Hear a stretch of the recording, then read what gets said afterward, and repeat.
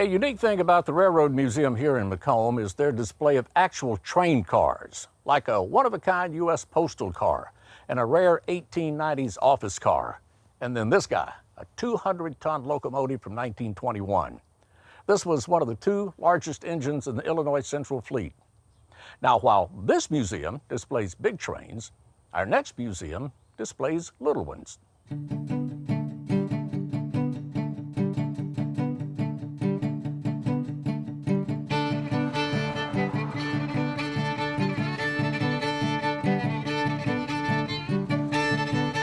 People are mostly surprised by what we have inside the doors because when you drive by, we have red buildings and they just don't realize how big it is inside.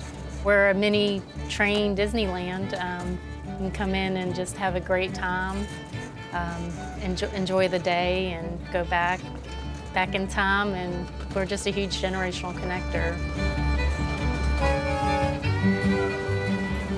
We get a lot of families, larger families, that come in and they're very appreciative that we are free admission because they can't afford to go spend $10, $15, $20 per person to do activities.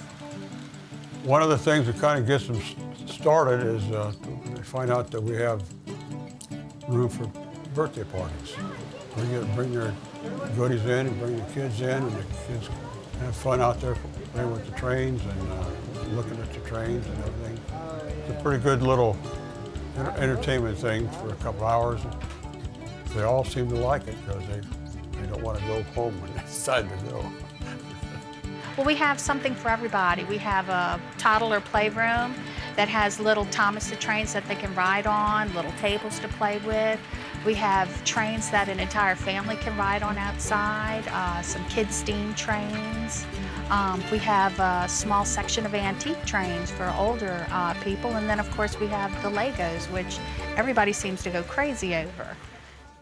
The way that we have the train museum layout, basically have these islands, and by islands I mean that we have completely separate layouts. So one is a traditional railroad, the other is a futuristic railroad.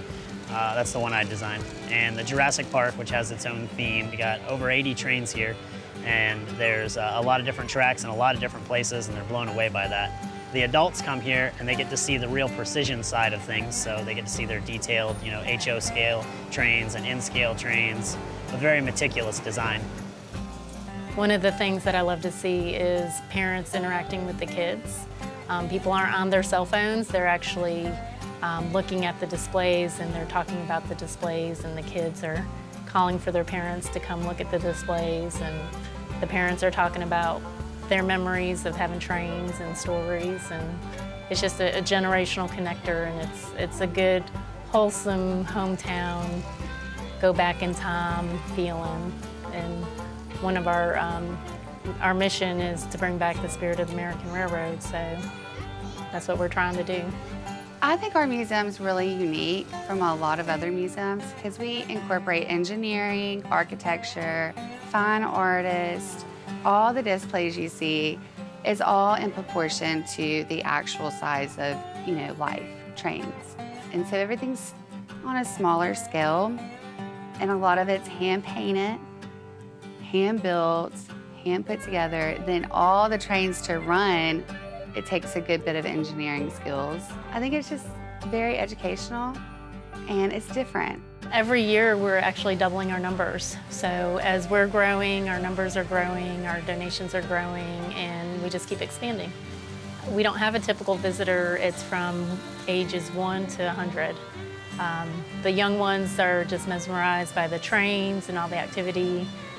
The older generation, everybody has a story. Everybody that walks through the door has a train, their grandparents had a train, their parents had a train. Everybody has a train story. It's one of those generational connectors, and that's one of the things I love about the museum. Some of the trains came from our club members when we first opened in 2015. Some of them have been donated over the years, and some of our stuff has been actually purchased. It's actually really special.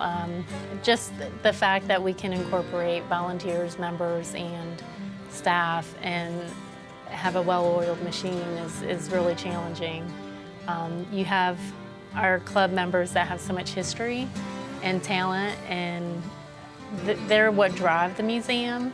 But then we have our volunteers and our staff that integrate, and it just kind of melds really well together.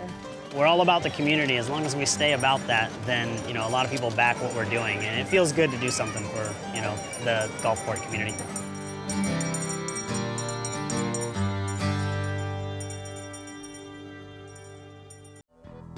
Thanks for joining us. If you like what you see, subscribe to Mississippi Public Broadcasting. Till next time, I'll be seeing you on Mississippi Roads.